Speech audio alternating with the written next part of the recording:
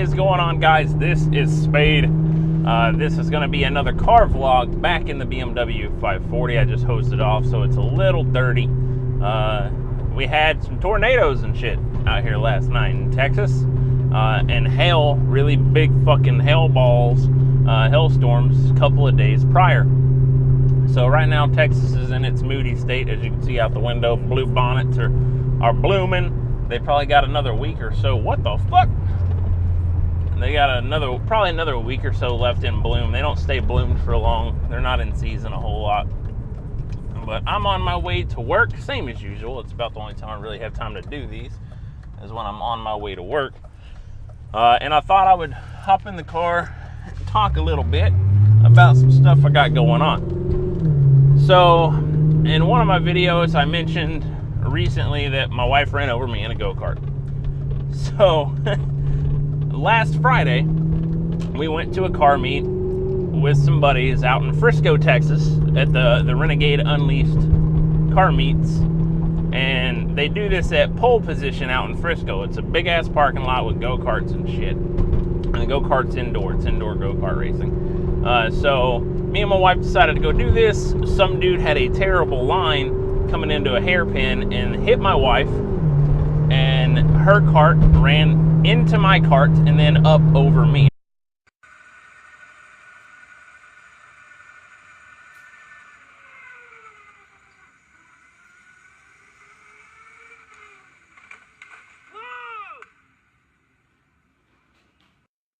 I have bruises.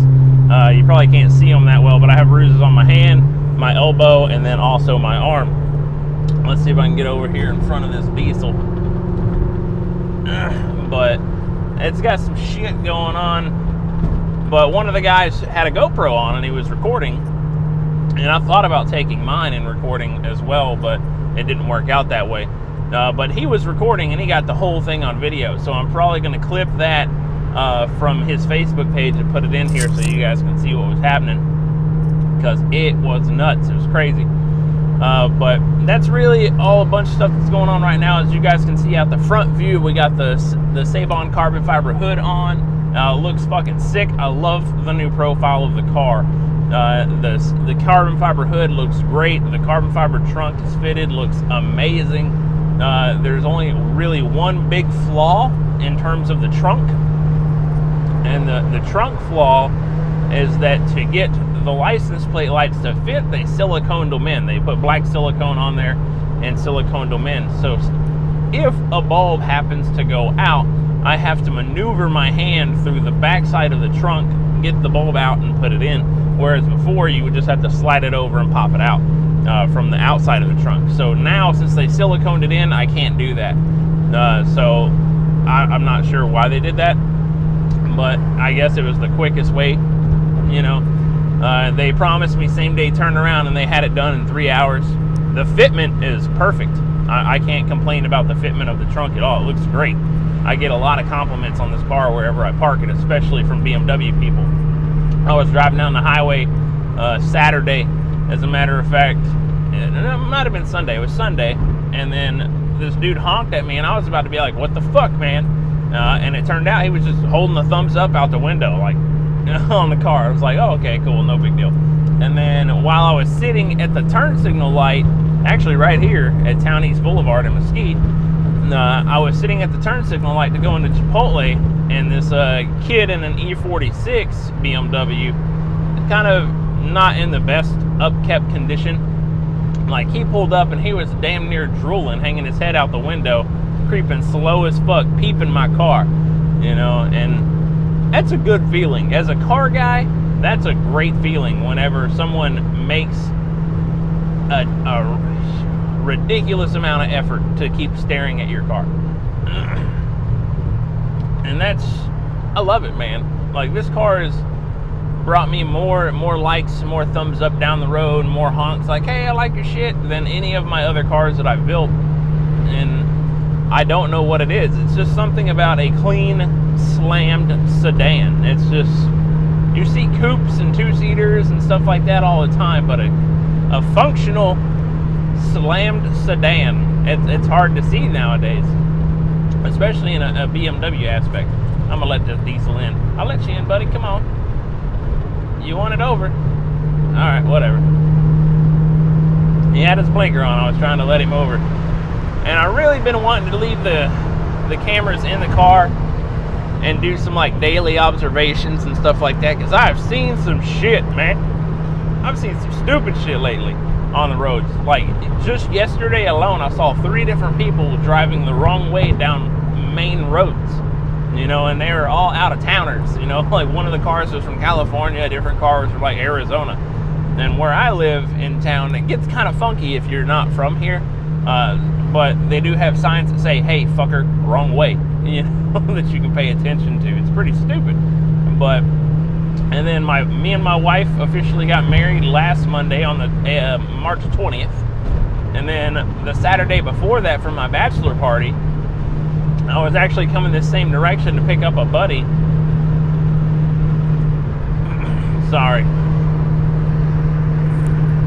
I was coming the same direction to pick up a friend, and this Dodge Charger came out of nowhere and tried to fly over. And in doing so, from trying to go from entrance ramp to fast lane, he clipped the back bumper of a little Nissan Frontier, little mini truck. And then you could see it in front of me. He's fishtailing left and right really fucking bad. And then I was like, I'm just gonna slow down because I'm in the fast lane. I'm gonna let you get all the way fucking over, and then I'm gonna let this truck get all the way over, and then I'm getting the fuck on. But I have seen some shit in the past few days, this past week, man. It's crazy on some people driving down the road. It's like there are a bunch of retards in Texas on the roads, man. And I love Texas, but there's some dumb drivers. There's some really dumb drivers. You see a lot of crazy shit. So in the comment section of today's video, I want you to tell me the crazy shit you've seen on the road, because I'm sure you've seen some stupid shit. So I have to ask you guys, I know I've brought it up before in the update video, but I want to know, do you guys think I'm just blowing money on this car for pointless reasons? Or is it something you would do if you were into cars too? Because car people, we tend to dump money on cars like nobody's business. Even we're never going to get the return on the investment. We're never going to get the retail value of everything we put into the car back if we decide to sell it. We know that. But another conversation I was having with my wife, she was asking, at what point are you done with your car? And that's a valid question, but in terms of answering it from a car guy, we're never done. There's always something to do to the car. Like right now, I'm almost done with the aesthetics, the outside appearance of my car. I have the hood, I have the trunk. Now I still have to paint match the front bumper because it's still just that plastic black. But it's been like hit the ground on and bottomed out so much, I don't want to take this bumper off and send it off to get repainted like I was going to. I just want to buy a new front bumper and have that sent off and repainted, and then I'll put that one on because it has the less blemishes cosmetically. I'm going to get over because I need to exit here soon, which to me, I think that's fine. But then I'm also in the same mindset of, why spend $250 to get the bumper repainted when I could save up $1,000, take a sponsorship from my buddy, and do like a Galaxy style dip on the car, like a dip slash wrap. You know, it's a rail vinyl, which is like liquid vinyl, and he does amazing work. And I'll post a picture of it in this video so you'll see exactly the colors and color scheme I'm going for, because this car gets a lot of attention where it goes. And I do have people that are like, hey, let me do some stuff on your car, you know, as long as I can put my advertising on it, which I'm not against that, but this car doesn't go to shows. It's never been to a show.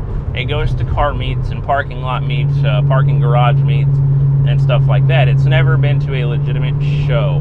I don't look at it as a show car, but some people do. And like I said, this car is never done. My wife asked me that. I'm almost done with the outside appearances, then I need to move to the inside. I still want to get my renowned steering wheel. I still want to put my black interior swap that I have in the car. I'm just too lazy to do it. And a few other things, you know, like the inside stuff comes and goes. It's no biggie, comes in time. And then, oh, this road sucks. But it's just little things. And then even after I'm done with the outside appearances comes the mechanical. You know, then the mechanical appearances, or mechanical, what's the word? Upgrades. Let's just say upgrades. The mechanical upgrades come into play at that point. Right now, this has the 540 V8 in it. It has the 4.4 liter V8 in it right now. It's the stock motor that comes in the car, but the motor itself is not stock. It's fully built. You know, like headers, cams, everything. Like, it's a great built engine. But putting X amount of money into a BMW V8 compared to the exact same amount of money into an LS, you're going to get way more power per dollar out of the LS. So an LS swap has been on the discussion table for a while for me in this car. The problem is finding shops that can do it and shops that will do it. There's shops that can do it and keep the function of the BMW. Like, they think I want to keep the function when I don't. I want the motor in and running. I don't care about AC or anything like that, because ultimately I'm a windows down kind of guy. You know, I've never really cared about AC. In Texas it's weird because it gets hot as fuck, but as long as I can roll my windows down and get the air blowing through, it's not a big deal. But the average price I can see for an LS engine, like an actual LS, not the truck motors, not the 5.3s or the 6.0s like the LQ blocks, but for an actual LS swap in the car, the cheapest I have found is $15,000, and that's turnkey everything. That's them keeping the car for a month, they have everything sourced, they have the kits, turnkey everything.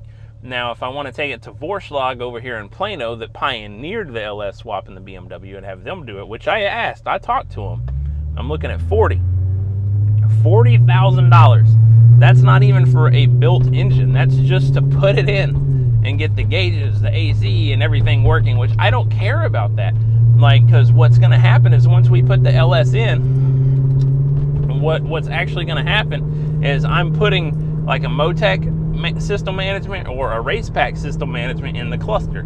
So it's not going to have the BMW cluster. You don't have to have anything mated to it. I'm going to have it as a standalone unit, which a lot of people are like, what the fuck? But that's just what I want. You know, I want the car quick, loud, and pretty. You know, if you know where I'm going at with that.